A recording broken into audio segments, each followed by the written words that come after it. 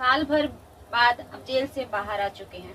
Jail से बाहर आने के बाद भी पब्लिकों के मन में बहुत सारे सवाल हैं आपको लेकर। आप पे जो आरोप लगे वो आपके ही अपने बेटी के द्वारा लगाया गया, तो उन आरोपों को लेकर आज आप क्या कहना चाहेंगे? मैं यही कहने के लिए चाहता हूँ, बेटी हो या बेटा हो, माँ पिताजी गांव समाज के लोग सबों को समान दर्जा देने के लिए चाहते हैं, किसी को बड़ा और किसी को छोटा नहीं। उसी के हैसियत से मैं भी बेटा और बेटी, 4 बेटी 3 बेटा था, 2 तो छोटा छोटा है। 3 बेटी का शादी जमीन सुध भरना लगा करके कुछ शादी कर सलटा दिए थे। चौथा में ये थी, मन में जिज्ञासा था कि अच्छा ढंग से इनका भी शादी करें, लेकिन परिस्थिति डाउन हो जाता है। उस परिस्थिति लेकर के जिद भी कर दी कि मैं ग्रेजुएशन करूंगी तब पिताजी मेरा शादी कीजिएगा। भरोसा दिलाई, सहानुभूति हुआ, अच्छा शिक्षा की ओर झुकाव है तो थोड़ा और सहानुभूति दे करके क्रेडिट लोन विद्यार्थी क्रेडिट लोन ले करके इनको ग्रेजुएशन करवा देते हैं। शिक्षा का विनाश नहीं होता है। मैं यही चलते उन पर सहानुभूति रखा और जहाँ जहाँ सोचे साइड बिजनेस थोड़ा लगा देते हैं, जीविका से जुड़ा दिए। गांव समाज में 10 ठो समूह चलाएगी, उससे जो होगा आगे विकास, बुद्धि भी विकास उनका होगा। सेप्स ऑफ कंपनी से भी जोड़ा दिए थे। वहाँ जहाँ जहाँ अररिया मीटिंग होता था, पूर्णिया मीटिंग होता था, गाड़ी ड्राइव कर करके इस अवस्था में उस बेटी को हमने पहुँचा था। और बड़ी आत्मबल था कि यह बेटी मेरा कोई रोशन करेगा। लेकिन दुर्भाग्य था मेरा ही दुर्भाग्य है, वह बेटी आज मेरा कहीं का नहीं रखा। साल भर जेल में सड़वाया, कानून का शरण लिए, लोअर कोर्ट रिजेक्ट किया जज साहब, वकील साहब, हाई कोर्ट में बेल फाइल किया गया, लेकिन सत परेशान होता है, पराजित नहीं होता है। हाई कोर्ट में बेल फाइल हुआ, वकील साहब शिवानंद बाबू, वकील साहब अजय ठाकुर हाई कोर्ट से रिजेक्ट भी करवा करके किसी तरह से बेल का अनुसंधान जारी किए कि ऐसा जो भी परमात्मा का मौज हुआ, इन लोगों की सहानुभूति मिली। आज साल भर भी जेल से में भी शिवनंदन बाबू की सहानुभूति वर्णन नहीं हो पाता। वहाँ जेल गेट पर भी पहुँच करके इन्होंने पिता का रोल अदा किया कि अब बंदी मेरा है, अधीक्षक साहब यह बंदी मेरा है, इसको कोई तरह का तकलीफ नहीं होना चाहिए। अहम भूमिका को शिवनंदन बाबू पहुँचाइए और साल भर के बाद बेल लिए। आज उन्हीं का कृपा है कि घर में मुझको नहीं रहा गया। जब बेटी कहा कि यह इसको मैं देखना चाहता हूं कि आजीवन जेल में यह रहे, मेरा दिमाग नाच गया कि क्या हो रहा है।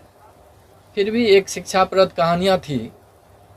एक बिच्छू जब पानी में डूब रहा था तो साधु महात्मा पार हो रहे थे, वह बिच्छू को बचाने के लिए अपने हाथ पर लिया। बिच्छू 2 बार डंक मारा, डंक को सह कर करके महात्मा ने वह बिच्छू को पार लगा दिया। तो वही मैं चाहता हूं कि वह बिच्छू की तरह वह बेटी नहीं बने। बेटा तो पिता का गोद का भरने वाला होता है। जहाँ कहीं भी वह बेटी रहे, अपना जीवन जीविका चलावे। और मैं क्या बोल सकता हूँ वह पिता के दर्जा में। ऐसा नहीं है कि समाज के सारे लोग सिर्फ आपको ही आरोपी के नजर से देख रहे हैं। कहीं ना कहीं दूसरे वर्ग के लोग ऐसे भी हैं जो आपकी बेटी को भी आरोपी के तौर पे देख रहे हैं, क्योंकि गलती की शुरुआत कहीं ना कहीं आपकी बेटी से होती है, अगर शुरू से देखा जाए पूरा मामला का तो। लेकिन जैसे ही आपके आते ही एक बार आरती ने फिर से सवाल शुरू कर दिए, तो आरती के लिए आज आप क्या कहेंगे? वो आरती की मर्जी है, जो करावे। अब आपके अच्छा 1.5 साल तक, साल भर तक आप लोग जेल में रहे, आपका एक छोटा बेटा भी है, आपकी बूढ़ी माँ भी है, किस प्रकार से आपका घर चल पाया? परमात्मा जाने, हम नहीं जानते। अच्छा, इन सारी भूमिकाओं में जितने दिन से आप लोग जेल में थे, पूरे परिवार, तो वकील शिवनंदन भारती लगातार, जैसा अब आप बोले कि गार्जियन की तरह का देखभाल किए या फिर हमेशा मतलब इस केस को विशेष फोकस किए, क्या कुछ कहना है उनके बारे में? यह वर्णन नहीं हो पाता। मतलब इतना बेहतरीन उनका परफॉर्मेंस रहा जी आपके केस को लेके। जी। आप एक पिता हैं, लोग ये भी जानना चाहते हैं कि उस रात में असल में क्या हुआ था, कुछ आपको याद है? आप मतलब कुछ देखे थे? आरोप तो झूठे भी लगते हैं, सही क्या है वो तो माननीय न्यायालय के ऊपर है, लेकिन आप कुछ बता सके थोड़ा सा? मालूम थोड़ा सा हुआ तो सोचा कि प्रेम तो अंधा होता है, वो समय जो रहता है, वो अवस्था जो रहता है परे हो रहता है, लेकिन उस पर कितने कितने विद्वान लोगों का भी पैर फिसल जाता है, महात्मा को भी पैर फिसल जाता है। तो हमने सोचा कि जब इस तरह की घटना हुई तो उसको बचाने के लिए हल्ला हुआ कि चोर आ गया है, डकैत आ गया है गोली मारने के लिए। तो उससे पूर्व भी लड़का वो उन्होंने धौंस दिया था कि मैंने गोली से उड़ा दूंगा। किसको दिया था? पवन यादव को, मेरे बेटा रविकांत को। अच्छा। गोली से उड़ा दूंगा, बचने के लिए नहीं दूंगा। उस पीरियड में उन्होंने घर में पकड़ाया तो हल्ला हुआ कि डकैत आ गया, डकैत आ गया। डकैत के दरमियान में पहचाने उसको तो कहा देखे मेरा जात भाई है, बच्चा है, पैर फिसल गया। उसको बचाने के ख्याल से मैंने घर में बंद किया, और उस दरमियान में कैसे उसका मौत हो गया हम लोगों को जांच का विषय, मतलब आपको इसके बारे में इसके बाद विशेष कुछ जानकारी? कुछ नहीं। से आप लोग बेल पे बाहर आए हैं, तब से आरती सोशल मीडिया पे बयान दे रही है कि उनके परिवार में, तो आप लोग से आरती को खतरा है, घर दिखाने की बात हो रही है, इसको आप कैसे देखते हैं? और अपनी बेटी को कुछ कहना चाहिएगा हमारे माध्यम से?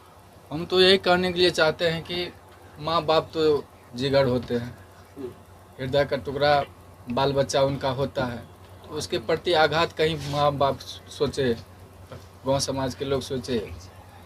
इसलिए अगर आरती चाहती है, साल भर तो जेल में सजा ही दी, अब ज़मीन जायदाद तो बेच करके थोड़ा बहुत बेल करवाए, अब चाहती है कि गांव समाज को छोड़ करके कहीं चले जाए, तो मैं जाने के लिए तैयार हूं। बेटी जहां कहीं भी रहे वो खुश हो बन के रहे। जो घटना आपके साथ घटित हुई है उससे समाज में जितने भी पिता हैं सब सहमे हुए हैं। बहुत सारे पिता अपनी बेटी को लेकर उनके मन में ये सवाल पैदा हो रहा है कि क्या हमारे साथ भी हमारी बेटियां भी ऐसा कर सकती हैं। उन पिता के लिए आपकी क्या मैसेज होगी, क्या संदेश होगी? सब बेटी बेटा ऐसा नहीं होता है। हम भगवान से प्रार्थना करते हैं वह सद्बुद्धि दे और सतरास्ता पर वह बेटा बेटी चले, और जो बिगड़ने के लायक होती है वह बेटी को भी मैं प्रार्थना कर रहा हूँ गुरु महाराज से, भगवान से, कि वह दूसरे के बहकावा में नहीं आकर करके अपना जो कर्तव्य है, अभी भी शादी की है, अभी भी हक निभा कर करके दोनों घर को आबाद करके चले।